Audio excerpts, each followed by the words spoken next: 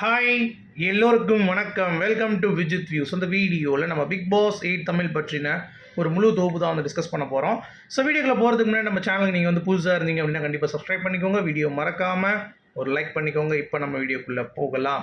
So big பாஸில் பயங்கரமான ஒரு டிஆர்பி அப்படிங்கிறது வந்து இந்த சீசனில் கொண்டு வருவாங்களா அப்படின்ற ஒரு டவுட் வந்து பார்த்தீங்கன்னா மக்கள் அனைவருக்கும் வந்து இருக்குது. ஏன்னா ஏற்கனவே நடந்த சீசன்ஸ்லாம் வந்து பார்த்தீங்கன்னா கமல் சார் அப்படின்ற மிகப்பெரிய ஒரு ஆளுமை வந்து சப்போர்ட் வந்து பண்ணாங்க. பட் இந்த சீசனில் அதெல்லாம் எப்படிப்பா பண்ணுவாங்களா அப்படின்ற மாதிரி ஏகப்பட்ட questions.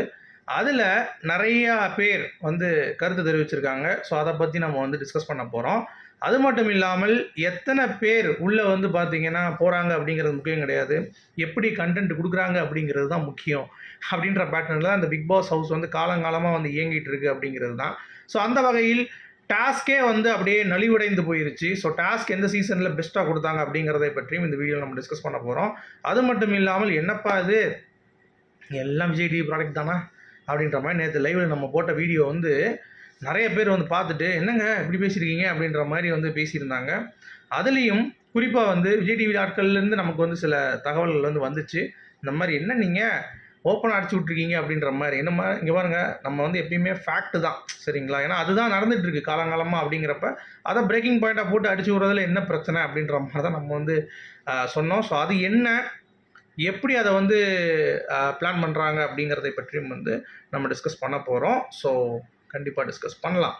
So big pass 8 தமிழுக்கான expectations அப்படிங்கிறதே வந்து பார்த்திங்கன்னா அப்படியே காற்று புடுங்கின டயர் மாதிரி தான் வந்து இருக்குது அப்படிங்கிறது தான். ஸோ இன்றைக்கும் 3 days to கோக்கு ஏதாவது வந்து ஒரு சிறப்பாக ஏதாவது வரும் அப்படின்ற மாதிரி நானும் பார்த்துட்டு இருந்தேன். ஆனால் கடைசி இந்த சமாதான சண்டை இந்த ஒரு விஷயத்தில் தான் வந்து நம்ம விஜய் சேதுபதி வந்து ட்ராவல் பண்ணுறாரு. அதை பார்க்கும் பொழுது நமக்கும் வந்து அட என்னப்பா அப்படின்ற மாதிரி இருக்குது.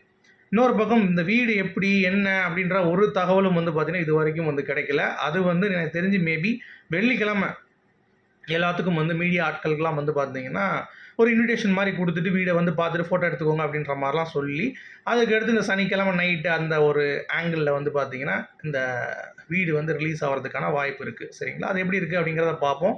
ஆனால் most probably there will be only one house அப்படின்ற மாதிரி சொல்கிறாங்க. ஆனால் நமக்கு இன்னொரு தகவலின்படி நான் ஏற்கனவே சொல்லியிருந்தேன்ல 2 வீடு வந்து வாய்ப்பு இருக்குது அப்படின்ற மாதிரி. அடுத்து விஜய் சேதுபதி அவர்களுடைய சேலரி என்னப்பா இவ்வளோ கம்மியாக சொல்கிறீங்க அப்படின்ற மாதிரி தான் இருக்குது. ஸோ கமல் சார் அப்படின்ற ஆளுமை 130 கோடி ரூபாய் போன சீசன் வாங்கினாங்க அப்படிங்கிறது உங்கள் எல்லாத்துக்குமே தெரியும்.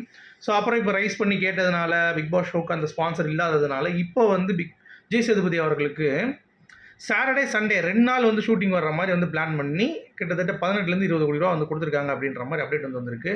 ஸோ என்னப்பா சொல்கிறீங்க 18லேருந்து 20 கோடியா? அதாவது கமல் சார் இருக்கும்போது ஒரே நாள் ஷூட் இருக்கும், சாட்டர்டே சண்டே. கமல் சார் வந்து டைட் ஷெடியூல் இருக்கனால அப்படி பண்ணுவார். இப்போ விஜய் சேதுபதி அவர்கள் வந்து சாட்டர்டே சண்டே 2 நாள் நான் ஒதுக்கிடுறேன், ஸோ முடிச்சிடலாம் அப்படின்ற மாதிரி வந்து பண்ணதுனால ஒரு கோடி ரூபாய் அப்படின்ற மாதிரி வந்து பார்த்திங்கன்னா பிரித்து போட்டாங்க அப்படிங்கிறது தான். ஸோ அப்படி பார்க்கும் பொழுது 2 நாள் ஒரு வாரத்துக்குன்னா 4 வாரம், ஸோ 4 × 2 8 நாள் ஆகி போச்சு. ஸோ ஒரு மாதத்துக்கு 8 நாள்னா 8 14 20 நாள் எங்கேயோ போகுதுங்க. ஸோ அப்படி இருக்கிறதுக்கு வாய்ப்பு எனக்கு தெரிஞ்சு கம்மியாக தான் இருக்கும். ஏன்னா அப்படி போயிருச்சுன்னா 50 கோடி ரூபா கன்ஃபார்மாக வாங்கியிருப்பார். ஸோ எனக்கு தெரிஞ்சு ஒரு நாள் தான் ஷூட் வந்து பண்ணுவாங்கன்ற மாதிரி தோணுது. பட் இருந்தாலும் ஒரு ரூமர், பயங்கரமான ரூமர் வந்து கிளம்புது. அதாவது 2 நாள் எலிமினேஷனுங்கிறது சாட்டர்டே சில பேர் வந்து இது பண்ணிடுறாங்க, ரிசல்ட் வந்து அவுட் பண்ணிடுறாங்க. அப்படிங்கிறதுனால சண்டே வந்து பார்த்திங்கன்னா பொறுமையாக ஷூட் பண்ணி நம்ம அனுப்பினோம் அப்படின்னா அந்த ஷோவுக்கும் நமக்கு வந்து ஒரு மைலேஜ் கிடைக்கும். ஸோ நமக்கும் வந்து ஒரு வித் ஹோல்டு வந்து பண்ண முடியும், ஆடியன்ஸை வந்து நிப்பாட்ட முடியும். இல்லைப்பா இன்னும் இருக்குப்பா, சான்ஸ் இருக்குப்பா, அவங்க எலிமினேட்லாம் ஆக மாட்டாங்கப்பா, சேவ் ஆகும்பா அப்படின்ற மாதிரி நம்ம வந்து சில விஷயங்கள் வந்து சொல்லலாம் அப்படிங்கிறது தான் சரியா. அடுத்து இந்த கண்டஸ்டன்ட் லிஸ்ட் இந்த தடவை பார்க்கும் பொழுது முழுவதுமாக விஜய் டிவியோடைய ஆர்டிஸ்ட் தான் வந்து உள்ளே இருக்காங்க அப்படிங்கிறதை நமக்கும் வந்து ஒரு ஷாக்கிங்காக இருக்குது. ஒரு வேளை இந்த லிஸ்ட்டு எல்லாமே பொய்யா இருந்துச்சுன்னா எப்படி இருக்கும் அப்படின்ற ஒரு கண்ணோட்டமும் இருக்குது. ஏன்னா மீடியாவுக்கும் இந்த மாதிரி ரிவ்யூவர்ஸ் பண்ணுறவங்களுக்கும் வந்து பார்த்திங்கன்னா டக்குன்னு இந்த மாதிரி ஒரு ஃபார்மெட் அனுப்பிச்சி விட்டுட்டு இதை இவங்க எதாவது பேசிகிட்டு இருப்பாங்க. ஆனால் நம்ம வந்து ஒரு லிஸ்ட் இறக்குவோம், 16 பேர் வேறு லெவலில் இறக்குவோம் அப்படின்ற மாதிரி அந்த பிளானில் இருந்தாங்கன்னா மேபி விஜய் டிவி ஸோ இந்த மாதிரி எல்லாத்தையும் வந்து கற்ற வச்சுட்டு கடைசி 16 பேரையும் வந்து ஃப்ரெஷ்ஷாக அப்படியே தக்காளி அழுகுனாத மாதிரி நம்ம ஃப்ரிட்ஜில் வச்ச மாதிரி இறக்குனா எப்படி இருக்கும் அப்படின்ற மாதிரி யோசிச்சாங்கன்னா இருக்கலாம்ல. ஸோ அந்த பேட்டர்னில் நம்ம யோசித்து பார்க்கும் பொழுது மேபி இதில் இருக்க நிறைய பேர் தவறாக இருக்கிறதுக்கான வாய்ப்பு இருக்குது. ஆனால் அதெல்லாம் வாய்ப்பு இல்லை ராஜா அப்படின்ற மாதிரி. ஏன்னா டிஎஸ்கே அவர் வந்து இப்போ ஒரு ட்வீட் வந்து போட்டிருந்தார், என்ன அப்படின்னப்பா நான் ஷாப்பிங் மால் போயிருந்தேன்ப்பா, அதை போய் பிக் பாஸ் வீடுன்னு சொல்லிட்டு இருக்கீங்க, நாலாம் போகல அப்படின்ற மாதிரி போட்டிருந்தார். ஸோ இந்த மாதிரி அவங்க போல 2வது விஷயம்னா அவர் சொல்லக்கூடாது சரியா, அதனால் அவர் கூட அவர் தவிர்த்துருக்கலாம். பட் இருந்தாலும் அவங்களாம் வரலாம், நல்ல விஷயம் தான். ஏன்னா டிஎஸ்கே அதுவும் வந்து அவர் விஜய் டிவி ப்ராடக்ட் தான் சரிங்களா. அடுத்து வந்து நம்ம பவித்ரா ஜனனி விஜய் டிவி, ரவீந்தர் சந்திரசேகர் ஒருத்தர் தான், அவர் வந்து ரிவ்யூவர், சரி விடுங்க, அவர் ப்ரொடியூசராகவும் இருக்கார். ஸோ நிறைய விட்டுருக்கு. அர்ணவ் அன்ஷிதா முடிஞ்சு போச்சா, Darsha Gupta Vijay TV, Arnav Anusha Vijay TV, Soundarya Nanjundan Vijay TV, Arun Vijay TV, Sachana நமிதாஸ். ஸோ அவங்களும் வந்து பார்த்தீங்கன்னா விஜய் சேதுபதியோடைய ஒரு ரெக்கமெண்டேஷன் அப்படின்னு சொல்லலாமே, அந்த ஒரு பேட்டர்னில் வராங்க அப்படிங்கிறது தான். அடுத்து வந்து யுவன் மயில்சாமியும் ரெக்கமெண்டேஷன் தான், வேறு வழியே இல்லை. Sunitha Gogoi Vijay TV, Gokulnath Vijay TV, Jacqueline Vijay TV சரியா, விஜே அக்ஷிதா அவங்களும் வந்து விஜய் டிவி வந்திருக்காங்க. ரஞ்சித் அவர்கள் விஜய் டிவி ஆர்டிஸ்ட் தான் இப்பயும் சரியா. ஐஸ்வர்யா சவுண்டு சரோஜா அவங்களும் கொஞ்சம் அப்படி நீங்கள் எடுத்து பார்த்தீங்கன்னா மொத்தமே கூட்டி கழித்து பார்த்தீங்கன்னா ஒரு 3-4 பேர் தான் வந்து நார்மலாக வந்து வராங்க.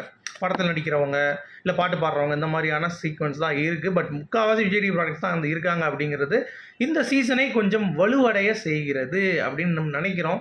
ஆனால் வலு இழந்து தான் போயிருக்கு அப்படிங்கிறது தான் யதார்த்தமான உண்மை. நான் ஏற்கனவே சொன்ன மாதிரி ஹிந்தி, தெலுங்கு இந்த மாதிரிலாம் வந்து சப்ஜெக்டில் நிறைய பேர் வந்து காமன் கண்டஸ்டன்ஸில் வந்து எடுக்கிறாங்க. அதாவது ஹிந்தியில் வந்து பார்த்திங்கன்னா ஒரு அது பேர் என்ன, பிஸா டெலிவரி கேர்ள் வந்து வந்தாங்க. அதே மாதிரி தெலுங்குலலாம் வந்து பார்த்தீங்கன்னா டெலிவரி கேர்ள், அதாவது டெலிவரியில் போஸ்ட் ஆஃபீஸில் ஒர்க் பண்ணுற ஒரு பொண்ணு, டெலிவரி கேர்ள் வந்து ஹிந்தியில் ஓகேங்களா. அடுத்து ஃபார்மர் வந்தார், போன சீசன் டைட்டில் வின்னரே அவர் தான், பல்லவி பிரசாந்த் அப்படின்னு சொல்லிட்டு. ஸோ அந்த மாதிரி அவங்கெல்லாம் யூனிக்காக வந்து பார்த்தீங்கன்னா கண்டஸ்டன்ஸுக்கு ஆட விடுறாங்க, அவங்களுக்கான ஸ்பேஸ் கொடுக்குறாங்க. பட் இந்த டைமில் இந்த செலெக்ஷனில் இருக்கிறவங்க லைக் அந்த ஹாட் ஸ்டார் அந்த செலெக்ஷனில் இருக்காங்க, Vijay TV Bigg Boss contestant selection இருக்காங்கல்ல, அவங்க எல்லாருமே இந்த மாடலிங் அப்புறம் வந்து இந்த விஜய் டிவி இந்த ஒரு சர்க்கிளை போட்டுக்கிட்டு அதுக்குள்ளே நாங்கள் எடுப்போம் அப்படின்ற மாதிரி சொல்கிறாங்க. அப்படின்னா அப்போ நீங்களே உட்காந்து பார்த்துக்கோங்கடா, எதுக்கு மக்கள்கிட்ட அதை டெலிகாஸ்ட் பண்ணுறீங்க, இந்த மாதிரி ஒரு ஷோ இருக்குது எல்லாம் வந்து வாங்க காமனர்ஸ்லாம் வரலாம் அப்படின்ற மாதிரி ஏன் உருட்டிகிட்டு இருக்கீங்க. நாங்கள் அப்படி தான் பண்ணுவோம், பார்க்கனா பாடுறா அப்படின்ற மாதிரி சொல்லிட்டு போகலாம். இல்லை நான் வந்து பொதுமக்களுக்கு வாய்ப்பு கொடுக்குறேன், புண்ணாக்கு கொடுக்குறேன் அப்படின்ற மாதிரிலாம் சொல்லி உருட்டாமல் நீங்கள் எப்படி வாய்ப்பு கொடுக்க போகிறது இல்லை அப்படிங்கிறது தான் வந்து பாயிண்ட்டு சரியா. ஏன்னா இது இருக்கிறதுலையே இந்த மாதிரி பயங்கரமான கண்டஸ்டன்ட் செலெக்ஷனில் ஒரு பயஸ்டாக பண்ணுறது அப்படிங்கிறது இந்த சீசன் நம்ம தமிழ் மட்டும்தான். பிக் பாஸில் நீங்கள் எங்கே வேணாலும் இப்போ சொல்லிக்கோங்க அப்படிங்கிறது தான். அதே மாதிரி டாஸ்க்கு வர வர கழுத போனானா அப்படின்ற மாதிரி ஒரு பழமொழி இருக்குது தெரியுமா, அந்த மாதிரி வந்து ஆகிப்போச்சு. ஏன்னா சீசன் 1ல் சும்மா பட்டையை கிளப்புனாங்க, சீசன் 2ல் அதுக்கு மேலே அமோகமாக கிளப்புனாங்க, சீசன் 3ல் கூட ஈக்குவலாக வந்து பார்த்திங்கன்னா டஃப்பாக கிளப்புனாங்க, 4 கூட ஓரளவுக்கு இருந்துச்சு.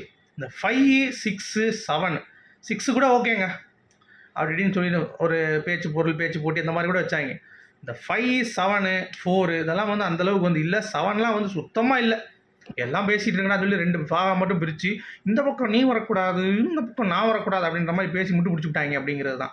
ஸோ இதெல்லாம் கொஞ்சம் மாற்றினாங்கன்னா இந்த சீசன், ஏன்னா விஜய் சம்பளம் கம்மி, வீடும் அந்தளவுக்கு பட்ஜெட்டாக 2 வீடு கிடையாது, ஒரு வீடுன்னு சொல்லி சொல்லிட்டானுங்க. ஸோ அப்படி இருக்கும் பொழுது பட்ஜெட் நிறையா இருக்கும், அதை வந்து ஒய் கேண்டி யூட்டிலைஸ் ப்ராப்பர்லி, ஏன் அவங்களால ப்ராப்பராக வந்து யூட்டிலைஸ் பண்ண முடியல அப்படின்ற கேள்வி தான் நம்ம மைண்ட்லேயும் வந்து உதயமாகுது. ஸோ நீங்கள் என்ன நினைக்கிறீங்க இந்த விஷயத்தை பற்றி அப்படிங்கிறத கண்டிப்பாக கமெண்ட் செக்ஷன் சொல்லுங்கள். கிராண்ட் லான்ச் ப்ளஸ் ஷூட்டிங் அப்படிங்கிறது, பெர்ஃபார்மன்ஸ் ஷூட்டிங் ஃப்ரைடே, கிராண்ட் லான்ச்சுக்கான ஷூட்டிங் சாட்டர்டே சரியா. சாட்டர்டே மேக்ஸிமம் வந்து வந்துடும்.